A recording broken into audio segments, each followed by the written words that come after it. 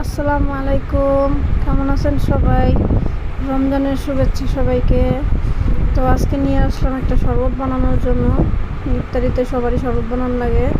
একটা লেবুর অর্ধেক নিয়ে নিতেছি, আর এখানে প্রায় 1.5 লিটারের মতো পানি নিয়ে নিতেছি। হ্যাঁ, তো আপনারা চাইলে এখানে আরও বেশি নিতে পারেন।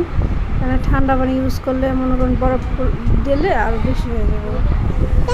তো আমি পানি এখন ইউজ করলাম, আর আমি ট্যাং নিয়ে নিতেছি 2 চামচের মতো। এই যে দেখেন আমার চামচটা হচ্ছে যে ডাইলের চামচের মতো।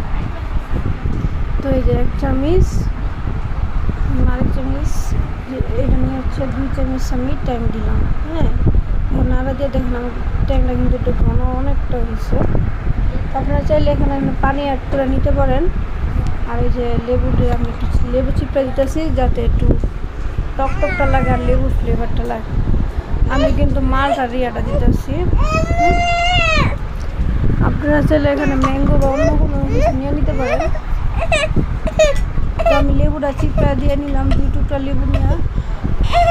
আপনারা চাইলে আরও বেশি লেবু দিতে পারেন।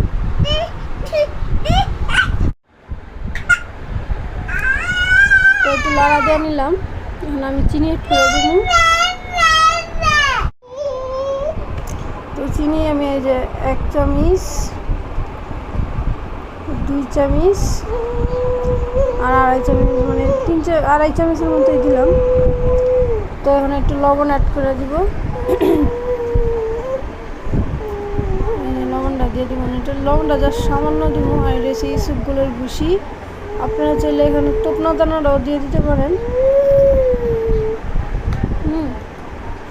আর এই যে লবণটা সামান্য একটু নিয়ে দিয়েছি, মানে অল্প পরিমাণ, যাতে চিনির ব্যালেন্সটা রাখতে পারে। নাহলে অনেক সময় শুরু কেমন জানি চিনিটা দিলে না একটা কেমন চিনি লাগে, তো এই জিনিসটা ভালো লাগে না।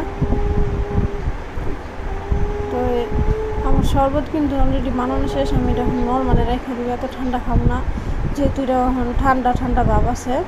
তো আপনারা চাইলে এখানে ডিপে রেখে খেতে পারেন। তো এত ঠান্ডা খাওয়াটা উচিত না, আমি নর্মালি রাখবো। আমি জাস্ট 10-15 মিনিটের জন্য রাখবো, একটু ঠান্ডার জন্য যাবো। আপনারা চাইলে এখানে আরও বেশি ঠান্ডা, অনেকে ঠান্ডা খায় না, অতিরিক্ত ঠান্ডা খায়। এত ঠান্ডা খাওয়া ভালো না শরীরের জন্য।